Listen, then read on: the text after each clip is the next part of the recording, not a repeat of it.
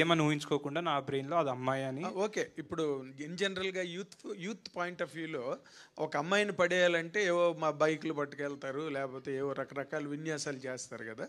చేసిన దాంట్లో ఇప్పుడు దెయ్యాన్ని పడగొట్టడంలో నీ విన్యాసాలు ఏంటి? అంతే సార్, కేక్ తీసుకెళ్ళా తింటదేమో అని, కత్తిసిరింది నా మీదకి, సో పక్కన పడేసా. సో విన్యాసాలు అంటే అంతే, మీరు చూస్తుంటారు, you can't see her twice.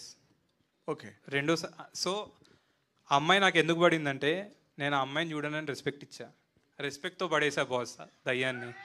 రెస్పెక్ట్తో పడేసా, వెరీ గుడ్. దయ్యం మీద రెస్పెక్ట్తో పడేసా, very nice. Coming to the director, ఇప్పుడు మీరు చాలా ఇందాకలా అలసతి, కులసతి, పార్వతీదేవి, లక్ష్మీదేవి, అమ్మవారు కాత్యాయనీదేవి, చాలా చాలా సీతాదేవి వరకు చెప్పారు మీరు.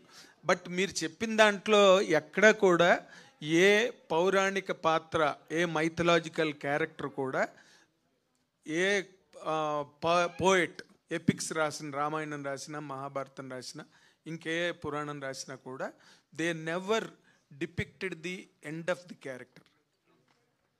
ఎప్పుడు కూడా ఆ క్యారెక్టర్ అంతమైందని కానీ, వాళ్ళు దేవుళ్ళు అంతే, వాళ్ళు అప్పుడు దేవుళ్ళే, తర్వాత దేవుళ్ళే, వాళ్ళకి ఎక్కడ అంతం లేదు. అందుకే వాళ్ళని ఏమంటారు, అనిమిషేలు అంటారు, వాళ్ళకి చావు లేదు.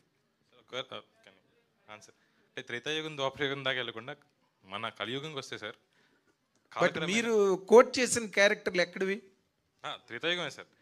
మనకి పుట్టిన వాళ్ళందరూ రాజులు రాముల కింద పుట్టారు, దైవ మనిషి రూపేణ అన్నారు కదా. మనిషి కింద పుట్టాడు, మనిషి కింద, కృష్ణుడు మనిషి కింద. దైవానం మనిషి రూపేణ అంటే అది కాదండి అర్థం. దైవానం మనిషి రూపేణ అంటే దేవుడు మనిషి రూపంలో వచ్చి సాయం చేస్తాడు. అది ఇంగ్లీష్ లో కూడా ఉంది, God helps the people through the people అని. త్రివిక్రమ్ గారు ఒక స్పీచ్ చెప్పేశారు, గుర్తుందా మీకు గురించి? That is one of my